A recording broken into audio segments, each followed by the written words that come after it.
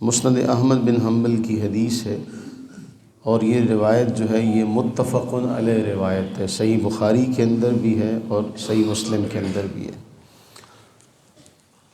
حضرت سیدنا ابو ہریرہ رضی اللہ تعالی عنہ بیان فرماتے ہیں، 3 طرح کے آدمی ایسے ہیں کہ اللہ تعالیٰ قیامت کے دن نہ ان سے کلام کرے گا،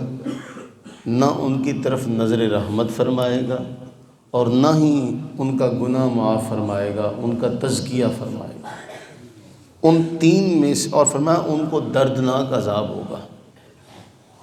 ان 3 میں سے جو پہلے 2 ہیں وہ تو ہمارے دور میں نہیں ہیں، لیکن تیسرا جو آدمی ہے وہ ہمارے دور میں پایا جاتا ہے۔ اب پھر وہ دوبارہ ایک بار سنیں کہ اللہ کے نبی علیہ السلام نے کیا فرمایا، نہ اللہ تعالیٰ ایسے شخص سے کلام کرے گا، نہ اس کی طرف نظر رحمت سے دیکھے گا حالانکہ وہ رحمان الرحیم ہے، اور نہ اس کا تزکیہ کرے گا بلکہ اس کے عذاب میں اضافہ کرتا چلا جائے گا۔ فرمایا وہ شخص جو عصر کی نماز کے بعد اپنا سامان بیچ رہا ہو، تجارت کر رہا ہو، اور خریدار کے سامنے اللہ تعالیٰ کے نام کی قسم اٹھا کر کہے کہ میں نے یہ چیز اتنے میں خریدی ہے، اور جو خریدار ہے وہ سمجھے کہ یہ سچ کہہ رہا ہے، اور یہ جو قسم اٹھانے والا ہے حالانکہ یہ سچا نہیں ہے، اس نے اپنا سامان بیچنے کے لیے قسم اٹھائی، اس کو دھوکہ دینے کے لیے قسم اٹھائی، اس نے اس کو سچا سمجھ لیا۔ اللہ کے نبی صلی اللہ علیہ وسلم نے ارشاد فرمایا، یہ جو دھوکے سے قسم اٹھا کے، اللہ کے نام کی قسم اٹھا کے اپنی چیز بیچ رہا ہے، نہ قیامت کے دن اللہ تعالیٰ اس کی طرف دیکھے گا نظر رحمت سے، نہ اس کے عذاب میں کمی ہوگی، نہ اس کا اللہ تعالیٰ تزکیہ فرمائے گا، اس کو عذاب میں اضافہ ہوتا چلا جائے گا۔ اب محدثین نے اس کے اوپر بہت سارا کلام کیا۔ فرماتے ہیں کہ ایک تو یہ ہے کہ جگہ مقدس ہو تو وہاں تو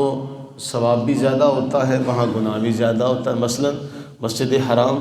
جتنی وہ مقدس جگہ ہے وہاں ثواب بھی نمازوں کا اتنا ہی ہے، اسی طرح وہاں گناہ کا بھی ہے۔ تو وہ فرماتے ہیں صرف جگہ ہی مقدس نہیں ہوتی، وقت بھی بڑا مقدس ہوتا ہے، کہ عصر کے اور مغرب کا جو درمیانی وقت ہے یہ بڑا اللہ تعالیٰ کی بارگاہ میں بڑا ہی متبرک اور بڑا ہی قیمتی اس کی طرف سے یہ وقت ہے۔ اس لیے جو اللہ تعالیٰ کے عارفین کاملین اولیاء ہیں وہ اس وقت میں اللہ تعالیٰ کو زیادہ یاد کرتے تھے، عصر سے مغرب تک کا جو درمیانی وقفہ ہے۔ تو اس لیے جب وقت زیادہ خاص ہوا تو اس میں جو گناہ کر رہا ہے اس کا گناہ بھی، اس کا وبال بھی بہت زیادہ ہوا۔ ایک تو یہ۔ دوسرا وہ فرماتے ہیں، بڑی مشہور حدیث ہے کہ اللہ کے نبی علیہ السلام نے ارشاد فرمایا کہ قسم کھانے سے مال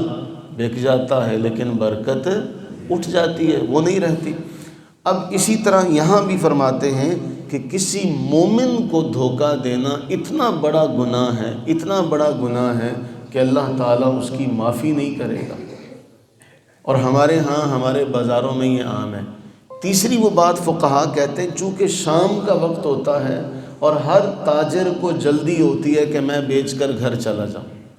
اور اس وقت جب وہ جا رہا ہوتا ہے تو پھر وہ معاملہ کیا ہوتا ہے، سارے دن کا وہ اللہ تعالیٰ کی قرب کا، اللہ تعالیٰ کی ذات کے قرب کے حصول کا وقت ہے اس کے لیے، کہ اب وہ سارے دن کے بعد اللہ کا شکر ادا کرے کہ یا اللہ صبح میں جب نکلا تھا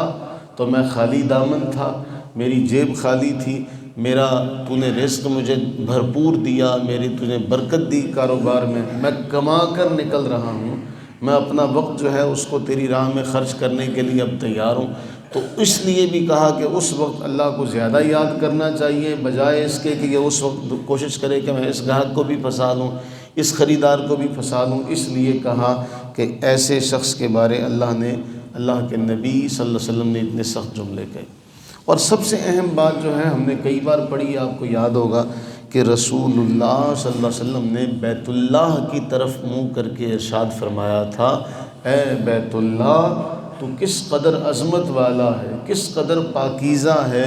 لیکن ایک مومن کی عزت اللہ تعالیٰ کی بارگاہ میں تجھ سے کہیں زیادہ ہے۔ اس بنا پر محدثین فرماتے ہیں جس کی عزت کو اللہ کے نبی علیہ السلام نے بیت اللہ سے افضل قرار دیا، اس کو دھوکہ دے،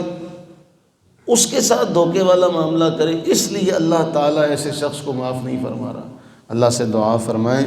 کہ اللہ تعالیٰ ہمیں وہ جو قرآن نے فرمایا نا انما المؤمنون اخوہ، یہ جو رشتہ ہے نا ایمانی رشتہ، اللہ تعالیٰ سے دعا کریں کہ اللہ تعالیٰ اس خیر والے وقت کا صدقہ ہم سب کو حرمین شریفین طیبین طاہرین کی حاضری عطا فرمائے۔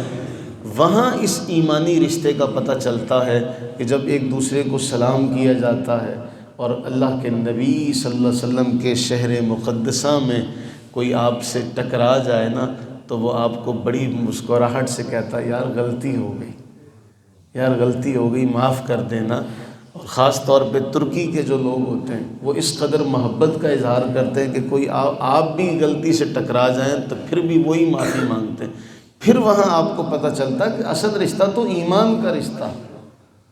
اصل رشتہ تو ایمان کا رشتہ ہے کہ جن کی زبان بھی ہم نہیں جانتے، نہ وہ ہماری زبان جانتے ہیں، نہ ہماری ان کے ساتھ کوئی شناسائی ہے، لیکن صرف ایک ایمان کا، ایک کلمے کا رشتہ ہے۔ اس کلمے کا پیار پھر ہمیں وہاں دیکھنے کو ملتا ہے جو کہ ہمیں ہر جگہ دیکھنے کو ملنا چاہیے تھا، لیکن ایسا نہیں ہو سکا۔